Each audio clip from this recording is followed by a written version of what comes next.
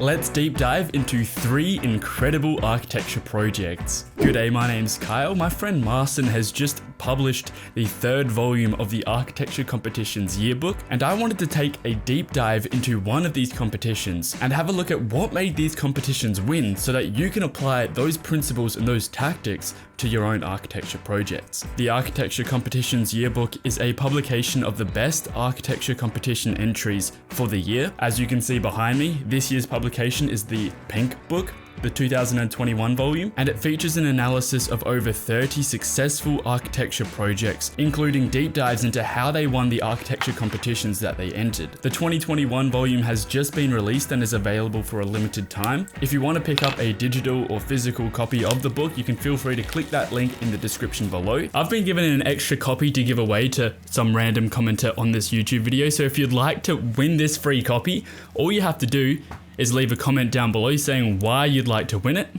and that's it. I'll pick a random winner in 14 days, get in contact with them and send them this free copy. Otherwise, let's get into a deep dive of the Bauhaus competition for 2021, the top 3 successful projects that won and how they won.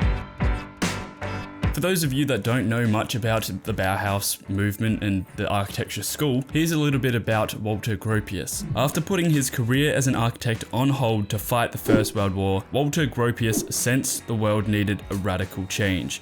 A change in which arts and architecture would play a fundamental role. His previous ideas of what architecture should be didn't quite make sense anymore. His new vision of architecture was one where all arts came together to reimagine the material world, where craftsmanship would reclaim its leading position in the production process, and where artists would find a way to imprint their soul and essence into rational, useful, and beautiful objects that could be mass-produced, following the ideals of Fordism and Taylorism. In 1919, Walter Gropius founded the Bauhaus. One of the most radical evolutions architecture has ever experienced was just about to commence. Henceforth, the Bauhaus Architecture School was brought up, and it was this school of a mix between arts and design and architecture, and it was a creative school which ended up getting destroyed. The impact of this school now still to this day is huge. Bauhaus Campus for 2021, this architecture competition, what it's aiming to do is to have architecture students from all over the world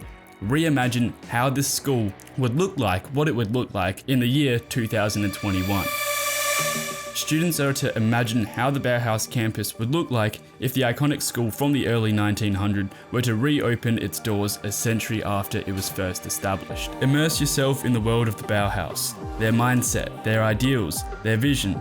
Take this opportunity to revisit the work of some of the master architects of modern architecture, which helped shape the concept of what we understand as architecture in the modern world. The new 2021 Bauhaus campus will be a space of creativity and vanguardism, where new concepts and ideas for the architecture of tomorrow can be debated and explored. The impact of the new Bauhaus campus might not come straight away, the same way the influence of the original Bauhaus was not obvious until many years after it was dismantled. But one should always trust that by pushing the limits and challenging the norm, we are helping architecture stay current and move forward, and hopefully make the world a better place. So that is the idea of this competition.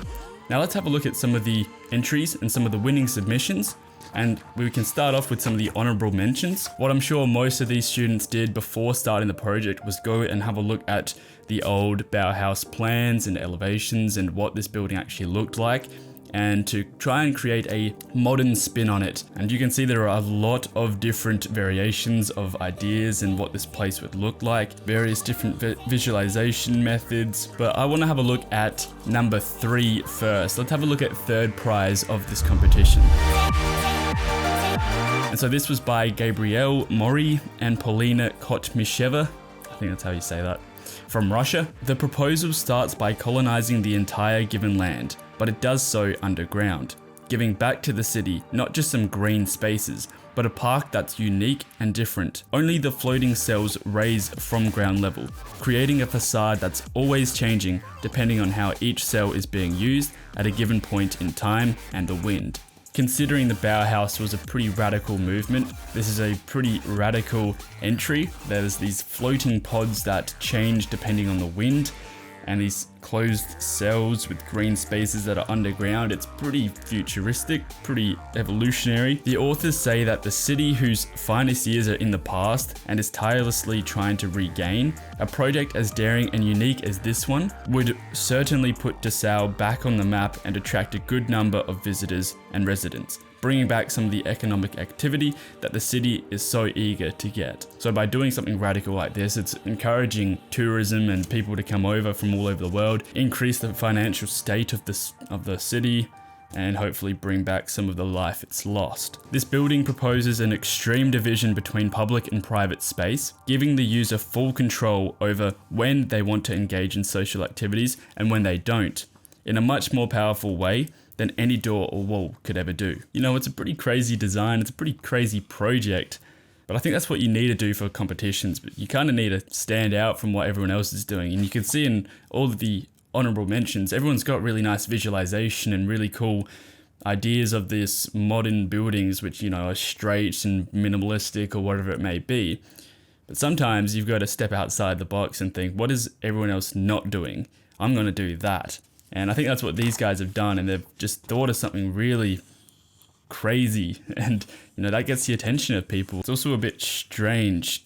They call them cells, like they're calling these floating pods cells, which is like, is this a prison? Is this a jail? Is that what they're going for? Do you really want to call it a cell? Another thing I find a bit difficult with this is being these spheres. It's probably difficult to make these spaces efficient. You know, having a round floor plate really makes it hard to utilize that space in an effective way. Whereas I really like the idea of these floating and moving pods. That's probably the limitations I would have found as to why they didn't get first or second place. But let's move on to second place. I'm excited to see this. Second place of this competition was won by Tamara Nuncic, Iva Zivkovic, and Davozebovic from Slovenia. Now obviously I probably mucked up all those names, as I did with the last two versions of this book review. Diantuono, as well as Gailio delle Sadi. Sorry if I pronounced them wrong. Giovanni Ceccia de Ambrosio from Italy. Yeah, I'm not even going to say names. I'm going to just show it on the screen. That's going to be a lot easier. And so this is, again, going for that futuristic look.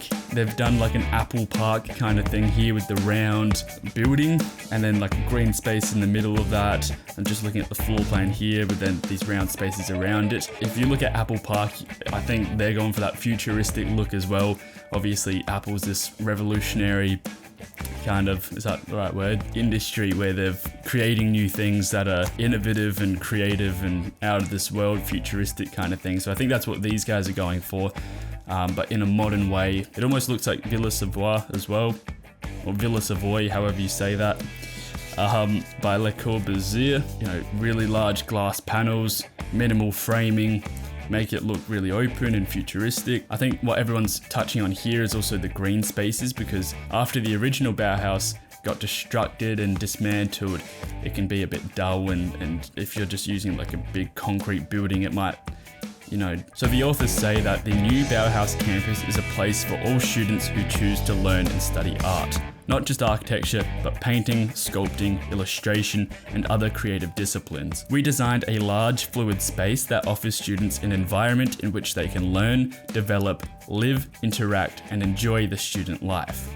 So it's more a creative university other than an architecture school. Our main goal was to enable interaction between all faculty members, so there is a co-disciplinarianism between all of the different disciplines.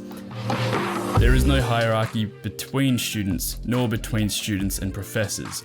Anyone can approach anyone and learn from each other, which is sort of like how university is where I study anyways, but might not be like that all over the world. We placed our campus in a green environment and returned what we took from nature with a green roof and big sunny atriums that are the heart of our design, which I really like. They're taking on that environmentalism side of things by having all of these spaces as circles. or circular floor plans. I think that's what they're using to encourage the cooperation between disciplines. In a circular environment, everybody's looking in to one point, whereas if you're in a boxed room, people are looking at corners and looking in different directions and whatnot. So I think that could be one of their reasons for that. They haven't explained that, but all in all, good vibes at that place, I reckon. That's a very good submission by the three of them. Now let's have a look at the first place entry for this competition. So authors Alejandro Duadro and Romina Mangini from Uruguay won first place for the Bauhaus Campus 2021. The campus is not simply a building, it is an urban complex that cannot work in isolation from the city. On the contrary, it must be a part of it and give Dessau new spaces for collective enjoyment. First impressions from this design, it's definitely looking like a university building, whereas some of the other ones were more, I guess, like big commercial spaces. Can't remember third place. Yeah, the bubbles, that was just different. But the second place is definitely more like a commercial building where you've got offices and stuff like that. Whereas this looks more just like even like a train station or a university building. The building is between the original school and the Bauhaus Museum. At the same time, it is a short distance from the train station and large facilities. So I think it's probably building off of those things. It's around those things, so they're trying to like make their building look similar to, a train station, the museum, stuff like that. The nearby environment is characterized by low buildings. In this way, the train tracks and the shape of the plot are the strongest elements that determine the implementation. Pretty much what I've just said there. The given plot and the land with which it adjoins are an urban void. The project generates a unique piece divided into two large areas, one with a recreational character and the other with an institutional character. And I think that's the word I was looking for. It looks very institutional, like a university institution or something like that. The entire complex is subdivided into programmatic sections, taking into account certain pre-existence and traces inherent to the site. It's always a good idea to come back to what was on the site previously. Jurors love that, and people looking at these competitions, they all love looking back at some of the history of what has been previously on your site and how you're playing into that. The building is positioned parallel to the train tracks, which is interesting how I mentioned that it looks like a train station. I guess it's playing into that.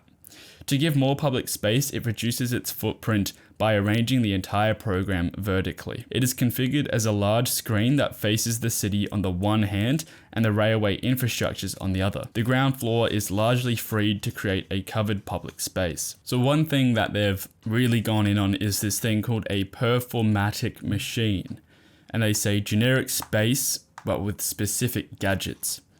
The building is a large frame, a stage with spaces that are wide and tall, that are open to the interpretation and intervention of the different users and the possible uses that they give it. As a counterpoint to these neutral spaces, specific artifacts are proposed that activate particular activities to this program. They've got some really nice renders, and you can see the color scheme is very thoughtfully thought through, very nice programmatic diagrams and the site plan. It's all matching colors and it's all, the same style, which looks really nice. I think they were all great submissions. They all look really, really cool, and they're all very different, which is great to see in a competition like this. Most of the time, if the jurors have a certain way of doing things, they've got their own styles, they'll only pick things that are that style or that way they do things. But it's good to see that there's a variation in those winning competitions. You can see that it really does come down to the underlying ideas that drive these projects. They've all got really nice renders. Everyone's got, proficiency using rendering software, and they've all got really nice diagrams and drawings. But what makes them stand out is their ideas and the way that they sell those ideas.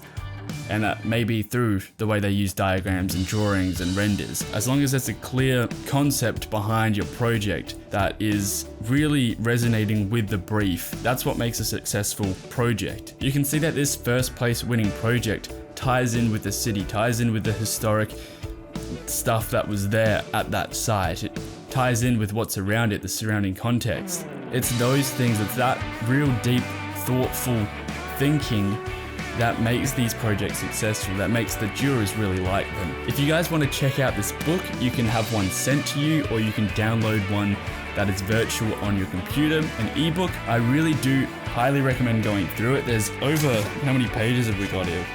This is 240 pages, and it's a big step up from the last versions. They always get better and better and better. They're doing really well at competitions.archi to produce these. It is such a helpful resource. I definitely recommend checking it out. You can click that link in the description below to do so.